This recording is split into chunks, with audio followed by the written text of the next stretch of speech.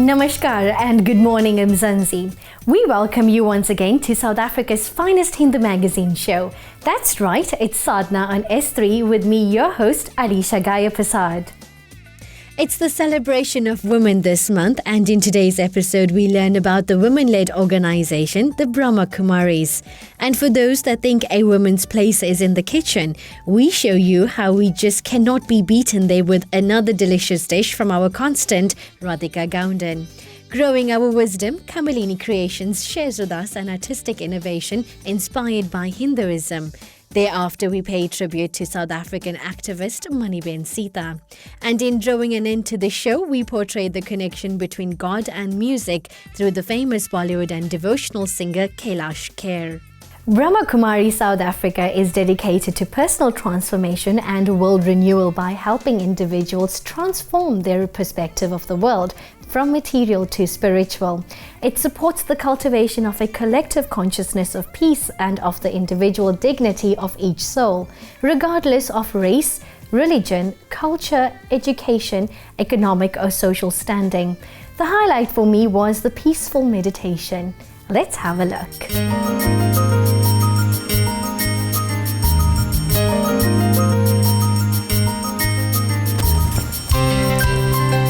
Welcome to the Brahma Kumaris. This is the Global Peace House.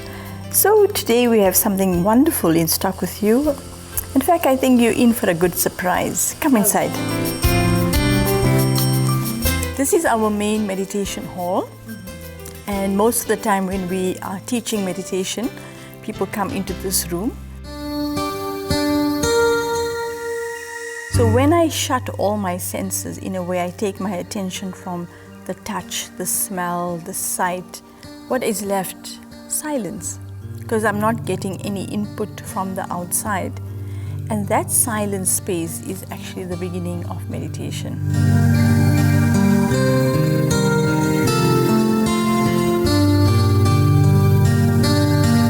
You know, when you think about meditation, do you think, well, I have to sit like this, it's the first posture. But that's just the physical way of getting the body all in order and balance. What we're going to try and do is actually get a balance on the inside. And so when we get that mental positioning correct, then actually there is going to be that stability.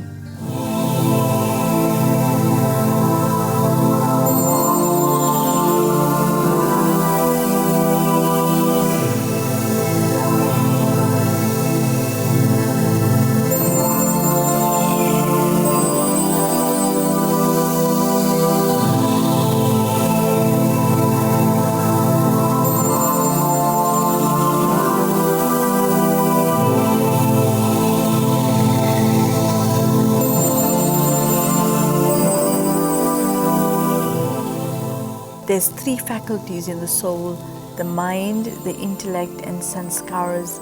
The soul has sanskaras, and the mind is the conscious thing that is connecting with things and creating thoughts. And then the intellect is the one who has the ability to discern right and wrong. And when we inform it, we give it knowledge, it becomes a very clear filter to make the right choices. But sanskaras are the habits.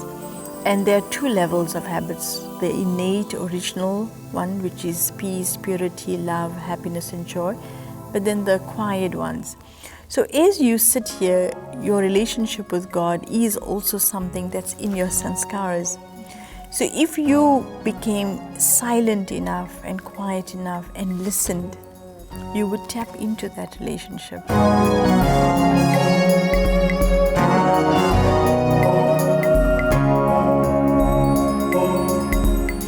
That indeed was such an exceptional experience for myself.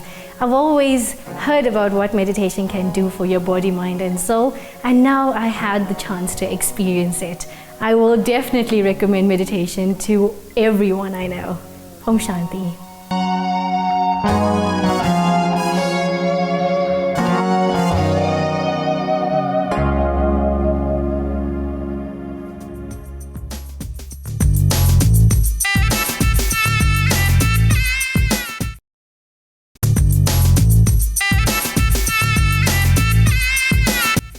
Welcome back. Cooking is all about people, and food really has the power to bring everyone together. No matter what culture, everywhere around the world, people get together to eat. Radhika Gounden shares with us today an appetizing pasta which will certainly bring people to your table. Namaste. Welcome to Sadhana's Conscious Cooking on S3. For our pasta dish today, we need the bow tie pasta. We have red pepper, some chopped green peppers, walnuts, some dried herbs, basil and some chopped parsley for garnishing. We need some olive oil and some salt for seasoning and some freshly ground pepper. Now once our pasta is boiled, we're going to prepare a roasted red pepper and walnut pesto to combine with our pasta. To start, we have a pot of boiling salted water, and to that water we add our dried pasta. So we add a little bit of oil to the boiling salted water so that our pasta does not stick together. We've drained our cooked pasta, and as you know, the test for pasta, it has to be al dente. It must be soft enough to bite but firm to the touch. I'm going to put it into our mixing bowl. So once we've drained, you toss it in a little bit of oil again so that it doesn't clump up and stick together. You want to keep it nice and loose so that when you add your roasted red pepper and walnut sauce, it clings to the pasta quite nicely. So now I don't think that's going to stick. I'm just going to leave this aside here while I get my roasted red pepper and walnut sauce going. For our roasted red pepper and walnut sauce, we're going to char grill our roasted red pepper and place it in a paper bag to sweat. So when your pepper has been properly charred, you can see it's blackened on all sides. Then you put it into a bag that can be sealed properly, and we allow this pepper to sweat a little bit so that we can start cleaning it up and slicing it ready for the roasted red pepper pesto. So I'm adding first my roasted red pepper, and don't forget to add in the juices as well, because that also adds to the pesto. It gives it a nice flavor.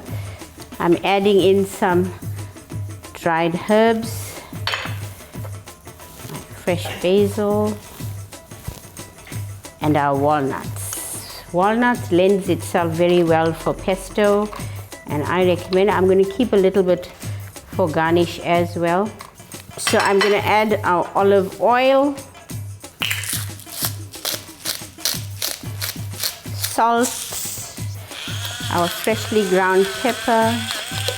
Okay, so let's get started.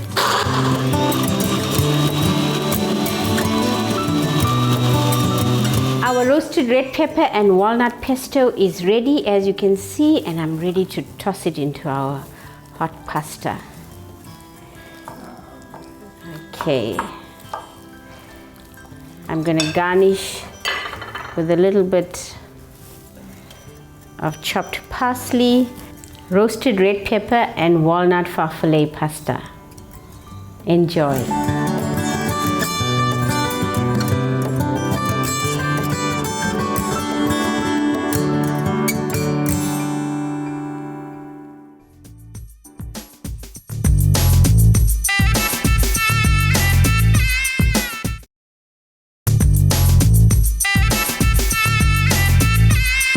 Welcome back, and thank you for staying tuned to Sadhana on S3. Vedic literature reveals the highest teachings known to mankind. Kamalini Kreations presents these timeless teachings through innovative, fun and creative ways designed to capture the heart of the young and the young at heart.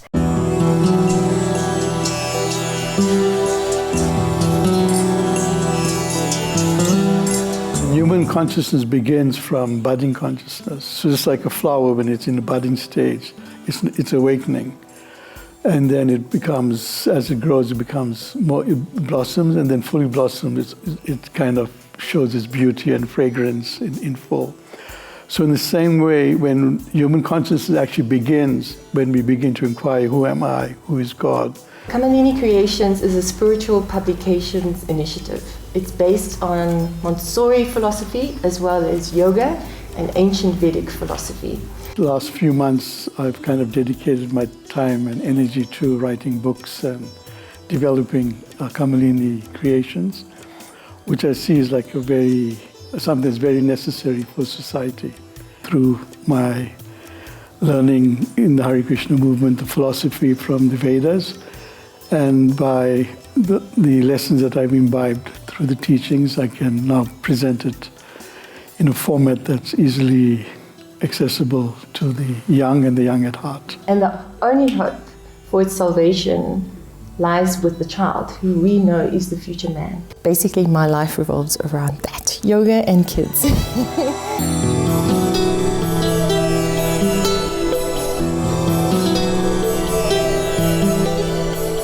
Yoga and spirituality, they come alive in the classroom. Even if I ask my little children who do yoga, they can name for me the chakras in Sanskrit, okay? Better than my adult students that come to me in my adults class, purely because they have worked at it in so many different ways. In a puzzle form, in a count by numbers form, in the nomenclature cards, and things like that.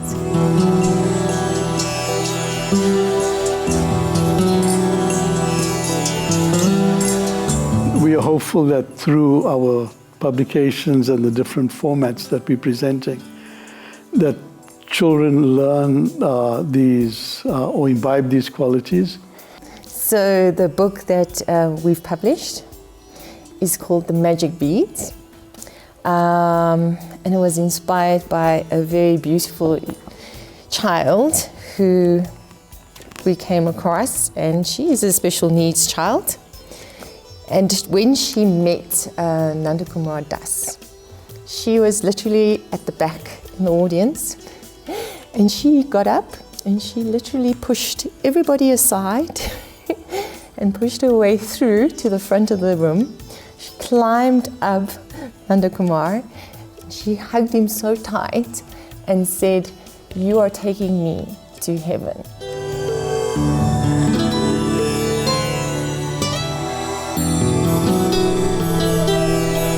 For me, spirituality means becoming a conscious citizen of the world.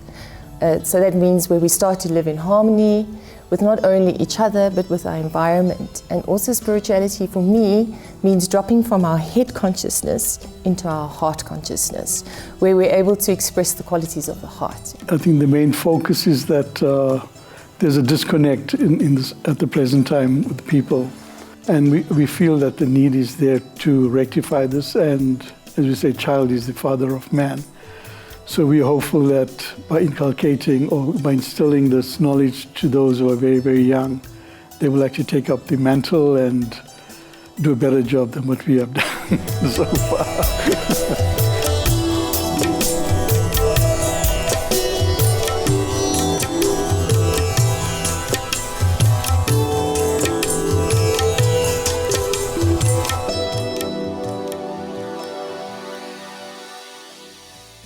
Carrying the legacy of her family, Maniben Sita was inspired by her father, who was influenced by Mahatma Gandhi. Maniben devoted her entire life to fighting apartheid in all its forms. Sadhana would like to pay a tribute to this iconic activist who passed on suddenly. My name is Maniben Sita. My father was known as Nana Sita. My life is very simple. My father's life was very simple too, because he tried to follow the teachings of Mahatma Gandhi. So I often think Gandhiji was like an adopted grandfather for us, because my father learned so much from him, and it all benefited us in the long run.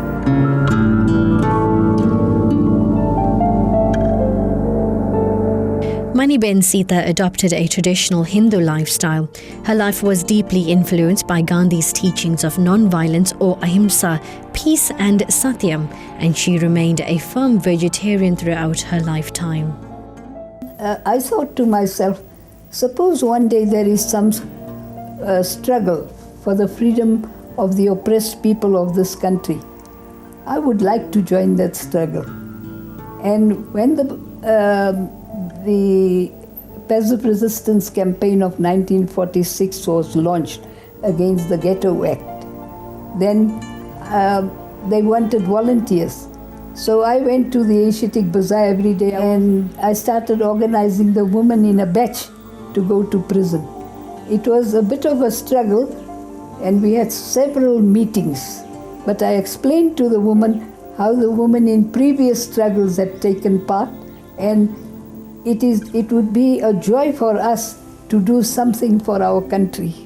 When this struggle was launched, there were 10 of us. We helped the Indian Congress to collect funds for the movement. I spent 81 days in Deep Cliff prison. What was the hardest thing about prison life was that we were locked up at 4 o'clock in the afternoon because the people on duty had to go home. And till the next morning, 7 o'clock, we were locked up in the cells with nothing to do. The democracy is wonderful to have because the dignity of every human being is respected. But what casts a shadow on our democracy is the corruption going on everywhere, and also the violence.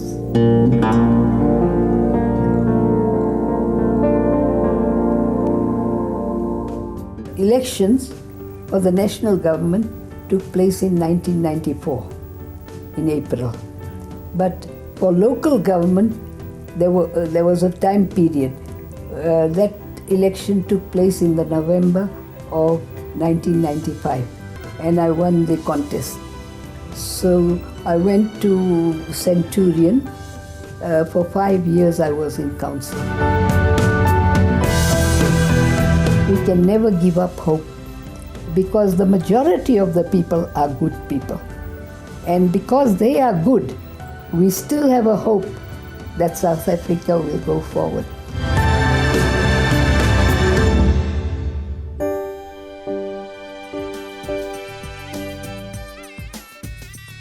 Moving on to the B-Town buzz, renowned Padma Shri Award winner and Bollywood singer Kailash Kher performed on over 150 Hindi film soundtracks. Today he shares with us his enthusiasm and association with Kailasa music, as well as the connection the divine has to his music. Collaborating with Grammy Award-winning South African artist Walter Kellerman, among others, Kailash Kher calls their latest released gratitude song a divine coincidence. We go online to find out more.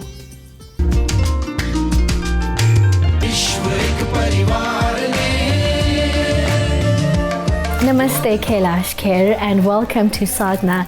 Thank you for joining us today and it's a pleasure to have you. How has the spiritual music impacted your life? Spirituality and music goes hand in hand.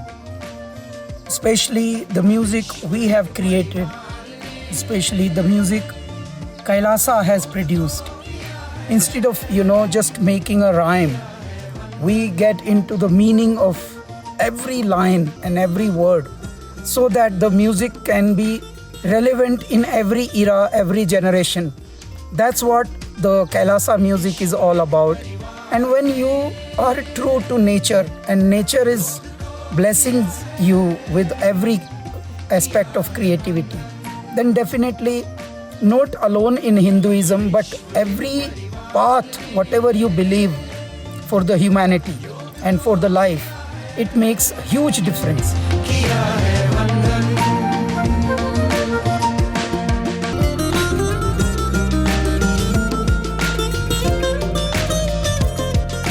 Tell me, how does music affect spirituality and how is it used in Hinduism? Om is a sound of silence. Om is a sound of completeness, fulfillness. And Om is a sound of nothingness and everythingness. When nothing is there, then Om is there. When nothing will be there, then Om will be there. ओम से कर लो प्रीति प्यार से, ओम ऐसा है बचा दे तीर और तलवार से। ओम जिसने रट लिया वो जब चला संसार से, तो मोक्ष द्वारा पा लिया छुटा आवागमन की मार से। ओम is the sound of everything.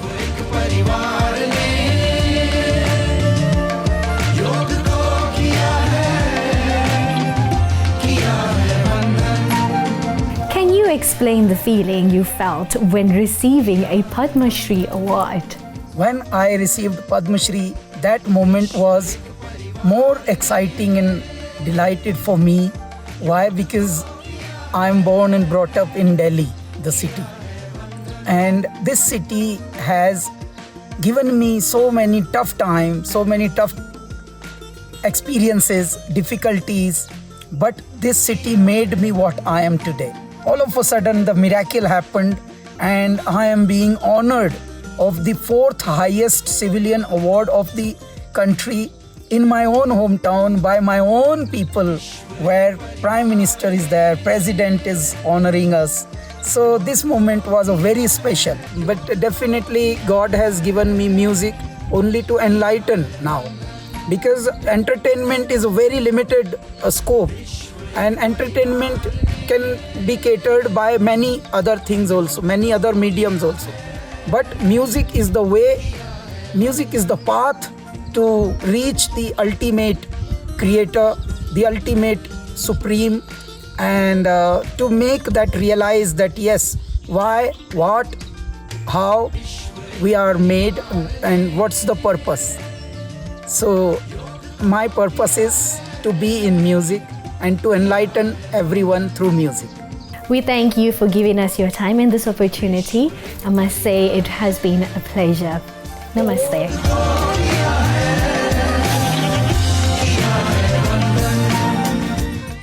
And with that beautiful music, we bring the show to a close. I am reminded of former American First Lady Michelle Obama, who says that as women, we must stand up for ourselves. From the Sadhana team, keep shining your beautiful divine light into the world. Om Shanti.